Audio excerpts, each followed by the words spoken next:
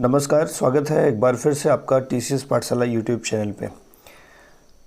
जैसे कि पॉलिटी के लेक्चर को हम लोग कंटिन्यू कर रहे थे, प्रेसिडेंट ऑफ इंडिया का पार्ट 1 हमने डिस्कस कर दिया था।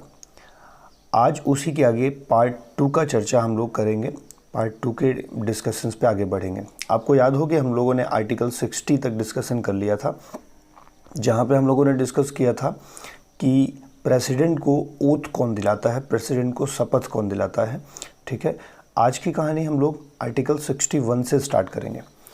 तो आर्टिकल 61 जो है वो इम्पीचमेंट का प्रावधान देता है। इम्पीचमेंट का मतलब महाभियोग की प्रक्रिया।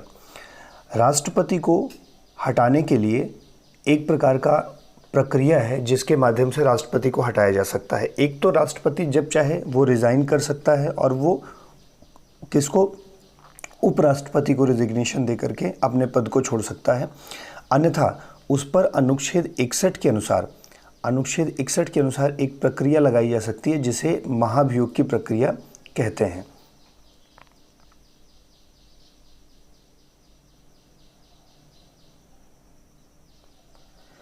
ठीक है, और देखिए, the president of India can be remove, मतलब इनको रिमूव किया जा सकता है किसके, इम्पीचमेंट के द्वारा। और सबसे पहली बात इसकी पूछी जाती है कि इम्पीचमेंट किस आधार पे लगाया जाएगा, उसका ग्राउंड क्या होगा, आधार क्या होगा, महाभियोग लगाने का आधार क्या हो सकता है। तो वो वायलेशन ऑफ कॉन्स्टिट्यूशन, संविधान का उल्लंघन हो सकता है। अगर मान लीजिए किसी भी तरीके से राष्ट्रपति अपने उत्तरदायित्व का निर्वाह करते समय संविधान का उल्लंघन करता है, कॉन्स्टिट्यूशन का वायलेशन करता है, तो इस आधार पर उस पर महाभियोग की प्रक्रिया प्रारंभ हो सकती है। ध्यान रखिएगा, महाभियोग की प्रक्रिया किसी भी हाउस से हो सकती है। मतलब आपके यहाँ 2 सदन है, राज्यसभा और लोकसभा, तो यह राज्यसभा से भी प्रारंभ हो सकती है और यह लोकसभा से भी प्रारंभ हो सकती है। इसके लिए क्या करना होगा कि किसी भी, जिस सदन से प्रारंभ करना है उसके कुल में से 1/4, मतलब कि 1/4 मेंबर्स का सहमति होना चाहिए। जैसे कि मान लीजिए अगर राज्यसभा से स्टार्ट करना है तो राज्यसभा के 1/4 का सहमति होनी चाहिए, और वो भी लिखित सहमति होनी चाहिए। और जो लोकसभा से स्टार्ट करना है तो लोकसभा के 1/4 मेंबर का सहमति होना चाहिए। अब जब 1/4 मेंबर का सहमति होगा तो ये जो है आरोप लागू हो सकता है, मतलब उस सदन में ये प्रक्रिया चालू हो सकती है। महाभियोग की प्रक्रिया चालू होने के 14 दिन पहले राष्ट्रपति को एक नोटिस भेजी जाएगी और उनसे कहा जाएगा कि हाँ, आपके खिलाफ इस सदन में ये इम्पीचमेंट का प्रोसीजर चालू होने वाला है।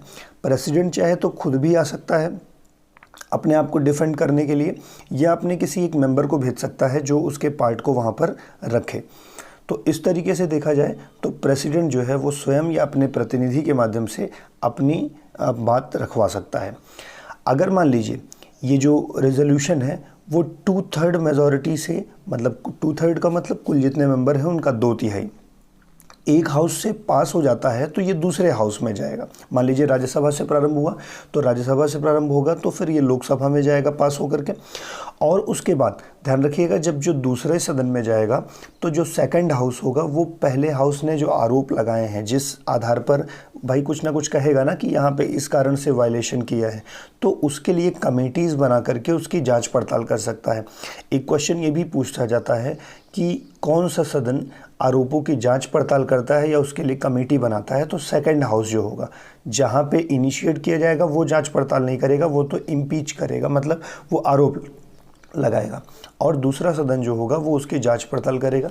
अगर मान लीजिए सेम मेजॉरिटी से, 2/3 मेजॉरिटी से वो वहाँ पर भी पास हो जाता है तो द प्रेसिडेंट देन इम्पीच्ड, और तब क्या कहते हैं, प्रेसिडेंट इम्पीच्ड हो जाता है, मतलब उस पर महाभियोग सिद्ध हो जाता है, और इस तरीके से फिर तुरंत राष्ट्रपति का पद खाली हो जाता है।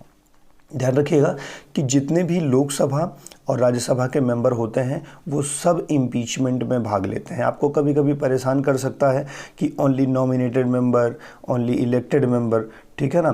तो इस तरीके से ध्यान रखिएगा। और एक बात और कि असेंबली के जो मेंबर्स होते हैं, मतलब कि जो राज्यों के विधानसभा या विधान परिषद के मेंबर होते हैं, वो इम्पीचमेंट में भाग नहीं लेते। आपको याद होना चाहिए था कि जब इनका निर्वाचन होता था तो ये भाग लेते थे। आपके लिए क्वेश्चन है, आप कमेंट बॉक्स में बताइएगा इलेक्टोरल कोलाज में कौन कौन से सदस्य होते हैं। कल ही हम लोगों ने डिस्कस किया था, उसका पूरा ग्रुप किनके समूह को इलेक्टोरल कोलाज या निर्वाचक मंडल कहा जाता है। चलिए, इतनी बात ध्यान रखिएगा। अभी थोड़ी दिन पहले दीपक मिश्रा जी पे राज्यसभा से क्या कहते हैं इम्पीचमेंट का प्रोसीजर स्टार्ट हुआ था, बट वो डिनाई कर दिया गया था। आज तक किसी भी प्रेसिडेंट पर इम्पीचमेंट सिद्ध नहीं हुआ है। ठीक है, चलिए आगे बढ़ते हैं। आर्टिकल 62 के बारे में देखिए। अगर हम आर्टिकल 62 की बात करें तो दिया गया है कि अगर मान लीजिए किसी भी कारण से राष्ट्रपति का पद खाली हो जाता है, मान लीजिए इम्पीचमेंट ही हो गया, इम्पीचमेंट में उसका पद खाली हो गया या किसी और कारण से खाली हो गया, अभी इसके बाद वाली स्लाइड में हम लोग डिस्कस करेंगे कैसे खाली होता है। तो अगर खाली हो जाता है तो उसके लिए एक टाइम ड्यूरेशन दिया गया है, कितने दिनों में राष्ट्रपति का इलेक्शन दोबारा करवा लेना होता है। तो ध्यान रखिएगा कि इसमें 6 मंथ का टाइम दिया जाता है कि वैकेंसी अगर होती है तो 6 महीने के अंदर अगले राष्ट्रपति का चुनाव करवा लेना आवश्यक होता है। ठीक है, और जो क्या कहते हैं नया राष्ट्रपति चुना जाएगा वो अगेन 5 ईयर्स के लिए होगा। ध्यान रखिएगा, आपको कंफ्यूज किया जा सकता है कि जो रिमेनिंग टाइम होगा उसके लिए होगा, नहीं, रिमेनिंग टाइम के लिए नहीं, वो फुल टर्म उसको मिलेगा। अगर मान लीजिए कोई एक राष्ट्रपति एक ही साल बाद क्या कहते हैं किसी कारण से पद मुक्त हो जाता है या पद खाली हो जाता है उसका, तो अगला राष्ट्रपति जो होगा वो कितने 5 ईयर्स के लिए फुल टाइम के लिए होगा।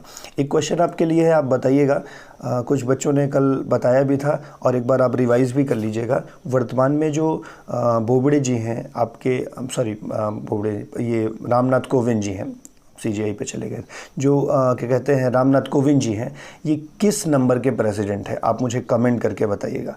ठीक है, चलिए, और ये भी बताया गया, कल मैंने आपसे डिस्कस किया था, अगर मान लीजिए राष्ट्रपति का पद वैकेंट होता है तो वाइस प्रेसिडेंट उसका काम करता है, और वाइस प्रेसिडेंट भी नहीं होता तो चीफ जस्टिस भी नहीं होगा। तो जो 33 न्यायाधीश हैं, 33 जस्टिस हैं, उनमें से वरीयता क्रम से लोग क्या कहते हैं वो राष्ट्रपति के उत्तरदायित्वों का निर्वहन करते हैं। चलिए, अब देखिए यहाँ पे है किस किस कारणों से वैकेंसी हो सकती है, मतलब उसका पद खाली हो सकता है। तो एक तो वो खुद रिज़ाइन कर दे, ठीक है, रेजिग्नेशन। आप को याद आ रहा होगा किसको वो रिज़ाइन कर सकता है, आप मुझे कमेंट बॉक्स में बताइएगा। इम्पीचमेंट मतलब आर्टिकल 61 अभी थोड़ी देर पहले पढ़ा, महाभियोग के द्वारा डेथ हो जाए अगर राष्ट्रपति की तो भी पद वैकेंट हो सकता है। और या तो इलेक्शन क्या कहते हैं प्रेसिडेंट का वाइड कर दिया जाए, मतलब अवैध घोषित कर दिया जाए और उसे समाप्त कर दिया जाए। आप मुझे बताइएगा कि सुप्रीम कोर्ट राष्ट्रपति के इलेक्शन की मामलों को देखती है, किस अनुच्छेद के तहत देखती है, ये आप मुझे कमेंट बॉक्स में बताइएगा। तो इस तरीके से ये 4 कंडीशन है जब वैकेंसी होती है और 6 महीने के अंदर उन्हें दोबारा इलेक्ट करना होता है। चलिए अगले क्वेश्चन को देखिए। अभी क्या कहते हैं, कुछ आपको पता है, ये तो आपके कोविंद जी हैं, मतलब वर्तमान के राष्ट्रपति। और चलिए आपका एक आंसर मिल ही गया, ये 14th प्रेसिडेंट है। ठीक है, अभी थोड़ी देर पहले मैंने आपसे पूछा था, इनके बारे में कुछ बातें हैं, आप देख लीजिएगा। एक बात और ध्यान रखिएगा, इम्यूनिटी का मतलब होता है छूट। एक तरीके से मानिए कि इन्हें कुछ चीज़ों में इम्यून रखा गया है, और वो किस में, क्रिमिनल प्रोसीडिंग में। ध्यान रखिएगा, क्रिमिनल प्रोसीडिंग मतलब जिस समय राष्ट्रपति व्यक्ति पद पर है तब उसके दौरान कभी भी उसे क्रिमिनल प्रोसीडिंग में अरेस्ट नहीं किया जा सकता है। ठीक है, जब तक उसका ऑफिस है, जब तक वो पद पर बना हुआ है। लेकिन जो सामान्य, जैसे कि दीवानी और फौजदारी 2 मामले होते हैं, तो फौजदारी के मामले में क्रिमिनल प्रोसीडिंग में उसे गिरफ्तार नहीं किया जा सकता, उसके बारे में कार्रवाई नहीं चल सकती। लेकिन 2 महीने पहले की नोटिस दे करके उन पर दीवानी के मामले चलाए जा सकते हैं। ध्यान रखिएगा, ये 2 महीने की नोटिस दी जाती है, ये बहुत इंपॉर्टेंट है। मतलब उन पर सिविल मामले तो चलाए जा सकते हैं लेकिन 2 महीने की नोटिस दे करके, लेकिन जब तक वो अपने पद पर हैं तब तक उन पर क्रिमिनल प्रोसीडिंग्स नहीं हो सकती है। चलिए अगले पॉइंट पे आप देख लीजिएगा कि ये मैंने आपको PPT में बना दिया है कि उसके पास कितने पावर होते हैं। ठीक है, तो लेजिस्लेटिव पावर का मतलब होता है विधायी शक्तियाँ, जुडिशियल पावर का मतलब न्यायिक शक्तियाँ। ये राष्ट्रपति हैं, ये क्या कहते हैं, इनके पास ये सब पावर्स होती हैं। ठीक है, पार्डनिंग पावर मतलब क्षमा करने की शक्ति। ठीक है, अभी 1 बाय 1 डिस्कस करेंगे। फाइनेंशियल पावर का मतलब होता है वित्तीय शक्ति, उसके पैसे से संबंधित कुछ उसकी शक्तियाँ हैं। इमरजेंसी पावर आपातकालीन शक्ति। मिलिट्री पावर मतलब सैन्य शक्ति, डिप्लोमेटिक कूटनीतिक शक्ति और एग्जीक्यूटिव पावर मतलब कार्यकारी शक्तियाँ, इतनी प्रकार की पावर्स जो हैं वो प्रेसिडेंट के पास होती हैं। ठीक है, चलिए वन बाय वन हम लोग डिस्कस करेंगे। सबसे पहले एग्जीक्यूटिव पावर मतलब कार्यकारी शक्तियाँ, राष्ट्रपति के पास कौन कौन से अधिकार होते हैं तो हम उस पर डिस्कस कर रहे हैं। तो एक बात ध्यान रखिएगा, पहले ही मैंने बताया था कि जितनी भी एग्जीक्यूटिव पावर होती है वो सब किसके नाम पर होती है? प्रेसिडेंट के नाम पर होती है। कोई भी काम भारत में होता है या देश में होता है in the name of president होता है। और क्या करता है? President appoints the prime minister. देखो, प्राइम मिनिस्टर के बारे में एक बात ध्यान रखिएगा कि prime minister is not elected. Prime minister elect नहीं होता। जो लार्जेस्ट पार्टी होती है इलेक्शन के बाद, जो सबसे बड़ी पार्टी होती है, उसी पार्टी के एक व्यक्ति को, जो सारे मेंबर्स उसको जो लीडर मानते हैं, उसी को प्राइम मिनिस्टर माना जाता है। तो ये प्रेसिडेंट जो है ये इन्हें अपॉइंट करता है। अपॉइंट का मतलब है ये इलेक्ट नहीं होते हैं। आपसे पूछा गया एक आध बार को कंफ्यूज करने के लिए, prime minister is elected by नहीं होते, it is appointed by president under article 75 clause 1। ध्यान रखिएगा, 75 क्लॉज 1 भी आपसे पूछ लिया जाता है। और कहा गया, एक बात ध्यान रखिएगा कि ऑल अदर मिनिस्टर्स, जितने भी मिनिस्टर्स होते हैं, जितने भी नेता होते हैं, वो सब प्रेसिडेंट द्वारा अपॉइंटेड होते हैं। इनके बारे में मैं आपको एक बात बताता हूँ। कहा जाता है कि जो मिनिस्टर्स होते हैं, जो मंत्री होते हैं, वो सामूहिक रूप से तो लोकसभा के प्रति उत्तरदायी होते हैं। चूँकि वो लोकसभा के मेंबर्स होते हैं, तो सामूहिक मंत्रिमंडल जो पूरा होता है मंत्रियों का, वो सामूहिक रूप से किसके प्रति? लोकसभा के प्रति रिस्पॉन्सिबल होते हैं, कलेक्टिवली रिस्पॉन्सिबल टू लोकसभा। लेकिन वो इंडिविजुअल मतलब व्यक्तिगत रूप से प्रेसिडेंट ऑफ इंडिया को रिस्पॉन्सिबल होते हैं। अंतिम रूप से उनका चयन और उनको हटाने का प्रावधान, हटाने की पावर जो है वो प्रेसिडेंट के पास ही होती है। कभी कभी आपसे पूछ लिया जाता है कि मंत्रियों की नियुक्ति कौन करता है, तो वहाँ पे प्राइम मिनिस्टर पे आप चले जाते हो। नहीं, प्राइम मिनिस्टर तो रिकमेंड करता है, ठीक है, कि भाई आप इन्हें कर दीजिए। फाइनली जो सिलेक्शन होता है, अपॉइंटमेंट होता है, this is done by the president of India and the removal is also done by the president of India. Individually व्यक्तिगत रूप से राष्ट्रपति के प्रति जवाबदेह होते हैं, और जो मिनिस्टर्स होते हैं वो कलेक्टिवली किसके प्रति? लोकसभा के प्रति जिम्मेदार होते हैं। सामूहिक रूप से लोकसभा के प्रति जिम्मेदार इसलिए होते हैं कि एक भी मिनिस्टर के लिए अगर गलती उसकी होती है और लोकसभा भंग हो जाएगी, तो सारे के सारे मिनिस्टर्स जो होंगे वो समाप्त हो जाएंगे, उनकी मिनिस्ट्री नहीं रह जाएगी। क्योंकि लोकसभा भंग, एक की गलती, इसी के लिए कहा जाता है एक नाव में ये लोग तैरते हैं और एक ही साथ डूबते हैं, एक ही साथ उतराते भी हैं। चलिए, अगली बात है कि जितने भी मिनिस्टर्स होंगे, मैंने आपको बता दिया कि वो प्रेसिडेंट के द्वारा ही होते हैं। और प्रेसिडेंट जो है वो अटॉर्नी जनरल ऑफ इंडिया को क्या कहते हैं? अपॉइंट करता है। अटॉर्नी जनरल मतलब महान्यायवादी। इनके बारे में थोड़ी सी बात जान लीजिए, क्वेश्चन बनता है। आप मुझे कमेंट बॉक्स में बताइएगा अटॉर्नी जनरल का प्रावधान किस अनुच्छेद में भारतीय संविधान में दिया गया है। ठीक है, आप मुझे अटॉर्नी जनरल के बारे में बताइएगा, महान्यायवादी के बारे में। महान्यायवादी एक व्यक्ति होता है जो उतना ही योग्य होता है जितना कि सर्वोच्च न्यायालय का मुख्य न्यायाधीश होता है। ये राष्ट्रपति अपॉइंट करता है और यह राष्ट्रपति के लिए एक पर्सनल एडवाइज़र के रूप में होता है। और अटॉर्नी जनरल को ही भारत का प्रथम वकील माना जाता है। प्रथम वकील का मतलब है ये सरकार के केसेस देखती है। इसका जो वेतन होता है, जो इसका क्या कहते हैं सैलरी होती है, वो भी प्रेसिडेंट ही फिक्स करता है। ठीक है, it is not written in constitution.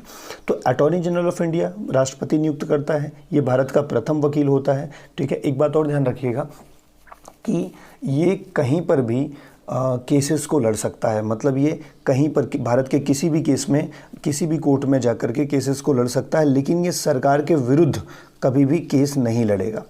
ठीक है, ये प्राइवेट एक तरीके से आदमी है, जैसे आप रख लो कि आप मेरा काम करना, इतना सैलरी आपको देंगे। तो प्रेसिडेंट को ये एडवाइस करेगा, जहाँ गवर्नमेंट का पार्ट होगा वहाँ गवर्नमेंट की साइड से खड़ा रहेगा। अन्यथा इसको ये भी छूट होती है कि ये और भी केसेस लड़ सकता है, लेकिन सरकार का विरोध नहीं करेगा। एक और छूट होती है, ये किसी भी क्या कहते हैं उसमें कोर्ट में जा कर के बैठ सकता है, वहाँ के सुनवाई सुन सकता है। एक और बात, ये किसी भी क्या कहते हैं सेशन में भी बैठ सकता है, मतलब लोकसभा या राज्यसभा में बैठ सकता है, वहाँ पे बात कर सकता है। एक्चुअली ये लीगल फर्स्ट एडवोकेट है, या कहा जाए कि पहला क्या कहते हैं वकील होता है। तो इसे अपडेट्स चाहिए होते हैं, तो ये लोकसभा राज्यसभा में क्या चल रहा है, क्या नया प्रोसीजर आ रहा है, ये किसी भी सदन में बैठ सकता है, बात कर सकता है, बोल सकता है, बस ध्यान रखिएगा अटॉर्नी जनरल कभी भी वोट नहीं करता। तो ये कुछ बेसिक पॉइंट थे, मैंने आपको बता दिए। उसके बाद कैग का भी अपॉइंटमेंट कौन करता है, कंट्रोलर एंड ऑडिटर जनरल का अपॉइंटमेंट कौन करता है, वो राष्ट्रपति। इसका भी अनुच्छेद आप मुझे बताइएगा, आर्टिकल किस में है आप मुझे बता दीजिएगा, ठीक है। तो कंट्रोलर ऑडिटर जनरल का भी नियुक्ति कौन करता है, राष्ट्रपति करता है। ये ऑडिट करते हैं, सीधी सीधी बात, इसी को ही क्या कहते हैं, गार्जियन ऑफ पब्लिक प्रिवी या पब्लिक पर्स कहा जाता है, कि जनता के धन का सही उपयोग हुआ है कि नहीं हुआ, ये कंट्रोलर, ये कैग ही क्या कहते हैं, ऑडिट करता है। इसीलिए इसे जनता के धन का संरक्षक भी कहा जाता है। और बातें हम लोग इसके बारे में अलग से टॉपिक पढ़ेंगे तो बताएंगे। और ये इलेक्शन कमिश्नर की भी नियुक्ति करता है, ठीक है। Election commissioner and other election commissioner जो भी होंगे, इनकी नियुक्ति जो है वो राष्ट्रपति करता है। आप मुझे ये बताइएगा, वर्तमान समय में जो चुनाव आयोग है उसका ढांचा कैसा है, मतलब कितने कमिश्नर हैं और कितने क्या कहते हैं सब कमिश्नर्स हैं, ठीक है, उसके अंतर्गत कितने हैं, ठीक है। तो कभी चुनाव आयोग के डिस्कशंस में आएंगे तो हम इस पर बात करेंगे। चलिए, उसके पश्चात ये जो क्या कहते हैं, यूपीएससी के अध्यक्ष, ठीक है, चेयरमैन एंड मेंबर्स की नियुक्ति करता है। आप ध्यान रखिएगा, यूपीएससी मतलब लोक सेवा आयोग के अध्यक्ष की नियुक्ति करता है। Chairman and members of joint public service commission, ठीक है। और क्या कहते हैं, फाइनेंस कमीशन के चेयरमैन की नियुक्ति करता है, मतलब वित्त आयोग के अध्यक्ष की भी नियुक्ति करता है। सारे गवर्नर्स की नियुक्ति करता है। राज्यपाल राज्यों में जो होते हैं वो राष्ट्रपति द्वारा ही होते हैं। राज्यपाल कहा जाता है कि ये राष्ट्रपति के प्रसाद पर्यंत होते हैं, मतलब जब तक राष्ट्रपति चाहे तब तक ये पद पर बने रहते हैं, कभी भी इन्हें राष्ट्रपति हटा सकता है। और क्या कहते हैं, यूनियन टेरिटरी मतलब केंद्र शासित प्रदेशों में जो एडमिनिस्ट्रेटर होते हैं, ठीक है, उपराज्यपाल आप यूजुअली इनको बोलते हैं, तो एडमिनिस्ट्रेटर जो होते हैं उनकी भी नियुक्ति राष्ट्रपति ही करता है। और ध्यान रखिएगा कि जितने भी क्या कहते हैं कमीशंस बनते हैं किस पर, SC ST और बैकवर्ड क्लासेस पे, ये भी इनकी जो जांच पड़ताल करने के लिए कमीशंस बनते हैं, ये भी राष्ट्रपति ही अपॉइंट करता है। एक बात और ध्यान रखिएगा, किसी भी एरिया को अनुसूचित जाति अथवा जनजाति एरिया घोषित करने का अधिकार भी राष्ट्रपति के पास ही होता है, ठीक है। अगला पॉइंट है इंटर स्टेट, अंतर्राज्यीय जो समिति बनती है, ठीक है, उसको उसके मेंबर को अपॉइंट करता है, ठीक है। चलिए, तो इस तरीके से आपने देखा इतनी कार्यकारी शक्तियां होती हैं। मैं इसको अगर कंक्लूड करूं तो कुछ पोस्ट को मैं इस तरह से कंक्लूड कर देता हूं कि there are 3 types of post जो अपॉइंटमेंट प्रेसिडेंट करता है। नंबर 1, पहले प्रकार का, the post which are given by president and also removed by president. ऐसे पोस्ट जिनको देता भी राष्ट्रपति है और लेता भी राष्ट्रपति है। मैं काउंट डाउन कर रहा हूँ, जैसे कि गवर्नर ऑफ स्टेट्स, राज्य के जितने भी राज्यपाल होते हैं उनको अपॉइंट भी राष्ट्रपति करेगा और हटाएगा भी राष्ट्रपति। नंबर 2, जैसे आप देखते हैं महान्यायवादी अपॉइंट भी राष्ट्रपति करता है and it is also removed by क्या कहते हैं प्रेसिडेंट। महान्यायवादी का मतलब अटॉर्नी जनरल। और उसके पश्चात जो एम्बेसडर होते हैं, राजदूत होते हैं विदेशों में, उनका अपॉइंटमेंट भी जो है वो राष्ट्रपति ही करता है। और अपॉइंटमेंट के साथ साथ तो इन्हें अपॉइंट भी प्रेसिडेंट करता है और इन्हें रिमूव भी प्रेसिडेंट ही करता है। सेकेंड काइंड ऑफ पोस्ट होती है कि given by president but taken by the parliament, मतलब देता तो राष्ट्रपति है और लेकिन उसे लेने का अधिकार जो है वो प्रेसिडेंट के पास नहीं है, वो पार्लियामेंट के द्वारा रिमूव होते हैं। जैसे कि अगर हम कहें कि जो न्यायाधीश होते हैं, जितने भी जजेस होते हैं, उनकी नियुक्ति कौन करता है, प्रेसिडेंट करता है, लेकिन वो रिमूव होते हैं किसके माध्यम से, पार्लियामेंट क्या कहते हैं संसद के माध्यम से, एक निलंबन की प्रक्रिया के द्वारा। जैसे न्यायाधीशों के बाद अगर हम लोग सेकंड पोस्ट पे आए, जैसे एक होता है we talk about controller and auditor general, CAG. तो कैग का भी नियुक्ति जो होता है वो कौन करता है, राष्ट्रपति करता है, लेकिन उसे रिमूव कौन करता है, पार्लियामेंट के द्वारा उसे रिमूव किया जाता है। तो इस तरीके से न्यायाधीश हो गए, कैग हो गए, और एक चीफ इलेक्शन कमिश्नर, मतलब जी निर्वाचन आयोग के अध्यक्ष। निर्वाचन आयोग के अध्यक्ष की नियुक्ति राष्ट्रपति करता है, लेकिन उसे हटाने का अधिकार किसके पास होता है, वो पार्लियामेंट के द्वारा वो हटते हैं, ठीक है। प्रक्रिया है, ठीक है, विल बी टॉकिंग कैसे क्या कहते हैं अगले लेक्चर या कभी will be studying about this, तो बताएंगे। उसके बाद एक और पद होता है तीसरे कैटेगरी में, जिसको देता राष्ट्रपति है लेकिन लेती सुप्रीम कोर्ट है, और वो है यूपीएससी का अध्यक्ष, ठीक है, मतलब लोक सेवा आयोग के अध्यक्ष की नियुक्ति राष्ट्रपति करता है, लेकिन उसे रिमूव कौन करता है? सुप्रीम कोर्ट के द्वारा किया जाता है। तो मैंने इसको सिंप्लीफाई करके 3 पोस्ट कर दी, given by president given by president and removed by president, given by president but removed by parliament, given by president but removed by supreme court। ठीक है, तो इस तरीके से ये सारी बातें मैंने आपसे डिस्कस कर दी।